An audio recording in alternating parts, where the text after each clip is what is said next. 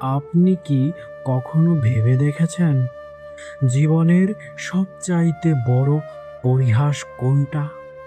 যাকে আপনি নিজের জীবনের ধ্রুবতারা ভেবেছিলেন, যার হাতের রেখা পর্যন্ত আপনার মুখস্থ ছিল, আজ সেই মানুষটা আপনার পাশ দিয়ে হেঁটে গেলেও আপনাকে চিনতে পারে না। সময় মানুষকে বদলায় না, সময় শুধু মানুষের উপর জমে থাকা মুখোশটাকে সরিয়ে দেয়। আজ আপনি যে ধ্বংসস্তূপের উপর দাঁড়িয়ে আছেন, তার প্রতিটা ইট ওই মানুষটারই দেয়া। এই যে আপনি হাজার মাইল দূরে বসে আপনার চোখে নোনা জল আর শরীরের ঘাম এক করছেন, এটা কার জন্য? যার কথা ভেবে আপনি নির্ঘুম রাত কাটান, সে হয়তো আজ আপনার নাম্বারটাই ডিলিট করে দিয়েছে। আপনার এই হাড় ভাঙা খাটুনি আর ত্যাগের কোনো মূল্যই বেঈমানদের কাছে নেই। প্রবাস জীবন আপনাকে সাবলীল করেছে ঠিকই, কিন্তু দিন শেষে আপনার একাকিত্বটাকে আরো বেশি ধারালো করে দিয়েছে। আমাদের ভুল কোথায় ছিল জানেন? আমরা মানুষকে বিশ্বাস করেছিলাম তার কথা শুনে, তার কাজ দেখে নয়।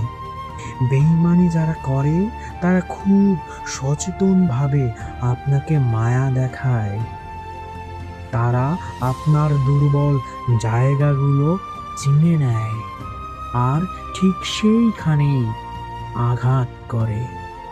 আজ আপনি যে যন্ত্রণায় কাতরাচ্ছেন, সেটা আপনার অপরাধ নয়, এটা হলো একজনের সুপরিকল্পিত বিশ্বাসঘাতকতার ফল।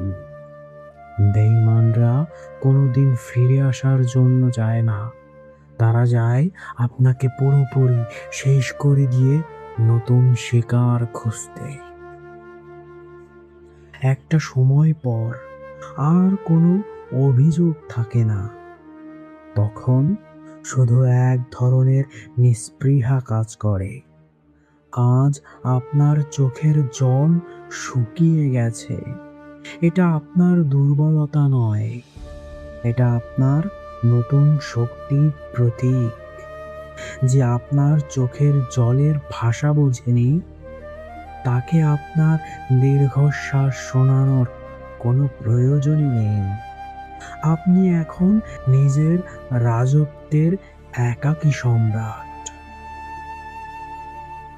আজ আমি আমার সব না বলা কথা এই মহাবিশ্বের কাছে জমা দিলাম। তুমি তোমার নতুন পৃথিবীতে সুখে থাকো। আমার এই ভাঙা হৃদয় নিয়ে আমি আজ থেকে নতুন করে বাঁচব। বিচ্ছেদ মানে শেষ নয়, বিচ্ছেদ মানে হলো নিজের কাছে ফিরে আসা। বিদায় হে আমার জীবনের শ্রেষ্ঠতম বিভীষিকা, বিদায়।